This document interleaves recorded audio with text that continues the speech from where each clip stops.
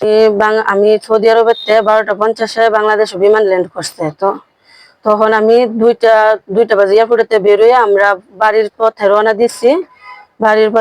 দিয়েছি আমরা আনুমানিক 3:30টার দিক দিয়ে আমরা গাউসিয়া গোলাকান্দা সাউঘাট কাজী অফিসের সামনে আসার পরে একটা প্রাইভেট কার আমরা পুলিশের আইনের লোক বলে আমরা পথ আটকাইয়া আমার ব্যাগ চেক করার কথা বলতেছে। তো আমি যেমন ব্যাগ দিই না, ওনার ব্যাগের মধ্যে স্বর্ণলক্ষণ ছিল, মোবাইল ছিল, টাকা ছিল, ঘড়ি ছিল, আমার অনেক টাকার মাল ছিল ব্যাগের মধ্যে।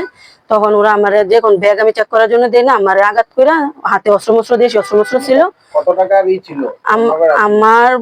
আমার স্বর্ণ, মোবাইল, টাকা সব 15 লাখ টাকার মতো মাল ছিল।